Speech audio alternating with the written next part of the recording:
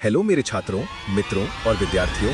अब हम एक नए चैप्टर की तरफ बढ़ते हैं जिसका नाम है circulation through skeletal muscle.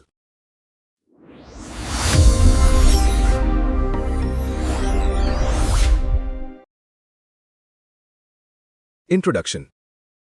Resting condition यानी आराम की हालत में स्केलेटल मसल्स को होने वाला ब्लड फ्लो 4 से 7 ml पर 100 ग्राम पर मिनट होता है, लेकिन एक्सरसाइज के दौरान ये बढ़कर लगभग 100 ml पर 100 ग्राम पर मिनट तक पहुंच जाता है। क्या क्या बात कर रहे हैं? Factors regulating blood flow to skeletal muscle. Skeletal muscle के ब्लड फ्लो को 3 फैक्टर्स रेगुलेट करते हैं।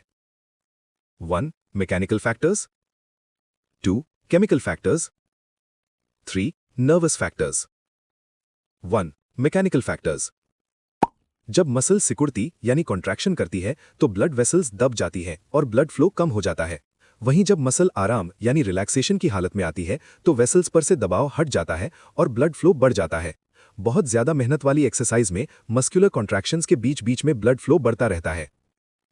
2. Chemical factors. स्केलेटल मसल्स के ब्लड फ्लो को कंट्रोल करने वाले मुख्य केमिकल फैक्टर्स हैं ऑक्सीजन की कमी यानी लैक ऑफ ऑक्सीजन,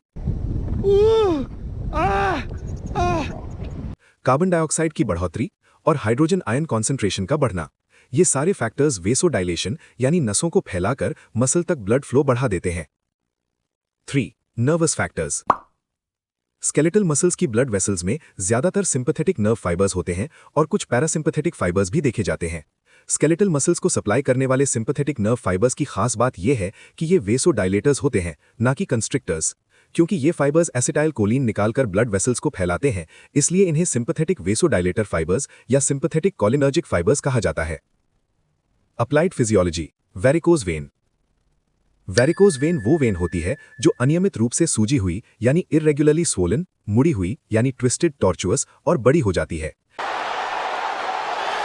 इसमें अक्सर पैरों की ऊपरी वेन्स यानी सुपरफिशियल वेन्स सबसे ज्यादा प्रभावित होती हैं।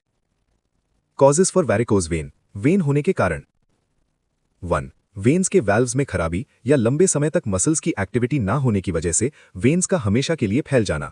इसलिए वेरिकोज वेन्स उन लोगों में आम है जिनका काम लंबे समय तक खड़े रहना होता है। 2. थ्रोम्बोफ्लेबाइटिस। वेन में सूजन आ जाना जिसके साथ ब्लड क्लॉट यानी थ्रोम्बस भी बन जाता है। वेरिकोज वेन्स मोटे लोगों और प्रेग्नेंट महिलाओं में भी हो सकती हैं। ओबेसिटी में वेरिकोज वेन। मोटापा इसका एक बड़ा फैक्टर है। शरीर की एक्स्ट्रा फैट पैरों की वेन्स पर दबाव बढ़ाती है और हालत को और गंभीर कर देती है।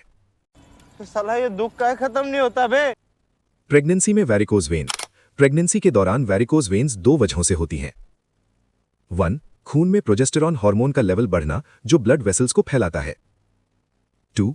एनलार्ज्ड यूटेरस यानी बच्चेदानी का बढ़ना जो पेल्विक रीजन की बड़ी वेन्स को दबाता है जिससे वीनस प्रेशर बढ़ जाता है। Buy myself another bottle, I don't even check the price. Black jacket on me, looking cute, make sure she looking twice. I don't even wanna go out. It's still cold even when I'm out the house. She wanna play house, what you talking about? I wanna stay out, and I'm just talking out loud. Cigarette the wrong way round.